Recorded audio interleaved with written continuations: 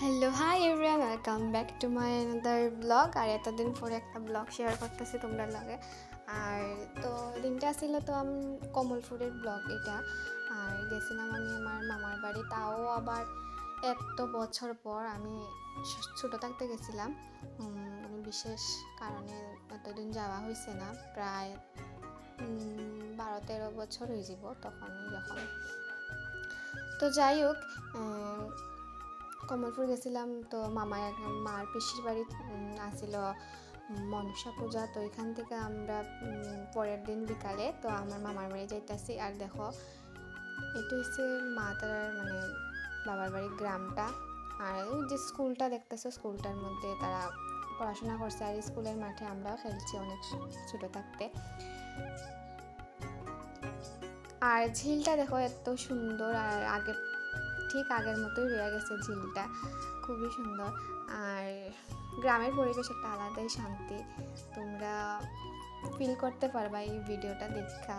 তো লাস্ট অবধি অবশ্যই ভিডিওটা দেখো, একটু বড় হইব ভিডিওটা, কিন্তু ভালো লাগবে তোমরা। তো যাই হোক, তো আমি মা আর আমার মামার মেয়ে তো তাই যাইতেছিলাম তারা বাড়ি। তাই গেছিলো আমরা বাড়ি আনার লেখা। তো স্কুল থেকে আইতে ঢুকছিল, তো কইতেছে চলো আমরা একলগেই যাইব। তো গিয়াই মামি অনেক কিছু রান্না করছে, গিয়া দেখি তালের বড়াও করছে। তো ওইটা খাইছি, মিষ্টি টিষ্টি খাইছি। এটা আর ভিডিও করাও হয়েছে না, আমি সব কিছু ভিডিও করতেই পারছি না।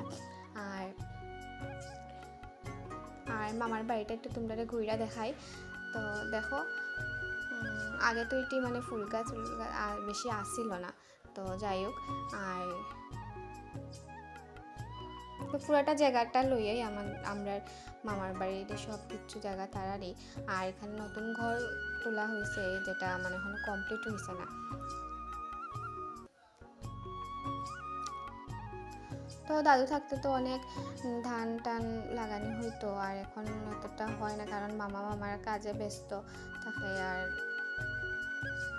তেও এইখানে অল্প লাগানো হয়েছে। আর ঝিলটি দেখো এখনো সেম রয়ে গেছে, আর অনেকটাই বড় তার বাড়িটা। আর অনেকদিন পরে গিয়া আমি ভিডিও ভিডিও করার কথাই মনে নাই। তো যতটুকু পারছি তোমাদের লগে শেয়ার করছি। আর তার ঘরটা আগের ঘরেই রইয়া গেছে, যেটার মধ্যে আমি ছোটো থাকতে আইতাম, মানে খেলতাম। আর এখানে এই জায়গাটাও তারারই। আর এখানে একটা আসলো বড় একটা আমড়া গাছ আসলো, যেটা এখন নাই আপাতত। তো এখানে তারা সবজি টবজি গাছ কিছু লাগাইছে, আর বাকি জায়গাটা খালি আসলো।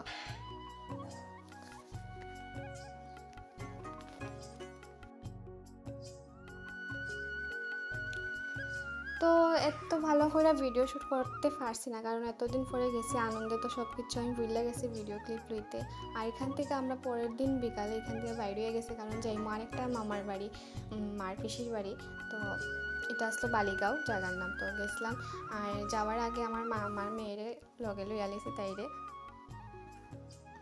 তো গিয়া প্রথমে একটা কাপড়ের দোকানে ঢুকছি। তো তাইরে কয়েকটা জামা লইব, তাই মামি কইয়া দিছিল। তো জামা লইয়া তারপর এখানে ঠান্ডা চিপস লইছি বাচ্চারার লেগা। তো লইয়া এখানে আমরা প্রায় রাত্র হইয়া গেছে, আর সবে ফোন করতেছিল। আর তো প্রায় রাত্র 7টা বাজে গেছে, এমন টাইমে আমরা গেছি তারার বাড়ি। তার দেখো এত অন্ধকার, রাস্তার মধ্যে একটা লাইট নাই। তো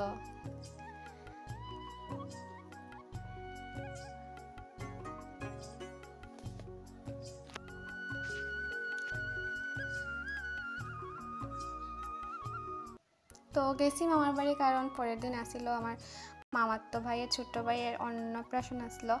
তো এদিন গিয়ে দেখি সব কিছু তারা রেডি, প্যান্ডেলও রেডি করে লেছে। আর প্রথমে কালীবাড়ির যেটা কমলপুর, এখানে তারা ভোগ দিয়েছিল, মানে কোয়া আসলো যে ভোগ দিব এখান থেকে, তারপরে বাড়িতে যাতে এখানে খাওয়ানো হইব বাইরে। তো দেখো কালীবাড়ির মা কালী তোমরা দর্শন করে লো।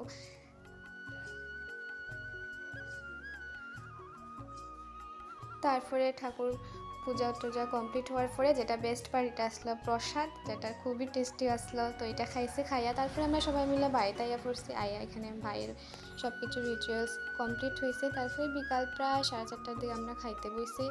তো খাওয়ার মেনুতে অনেক কিছুই আসলো, তো খাইছি। খাওয়ার পরে আর কিছু শ্যুট করছি না, সন্ধ্যা হয়ে গেছে। আর রাত্রে সবাই একটু পরিবেশন করছে, কারণ যারা যারা খাইব তারা রাত্রে খাবার দিছি, দিয়া তারপরে আমিও খাই লিছি। তো তোমরা জানাই ভিডিওটা কীরকম লাগছে, অবশ্যই দেখাইতেছে আরেকটা ভিডিওতে। টাটা।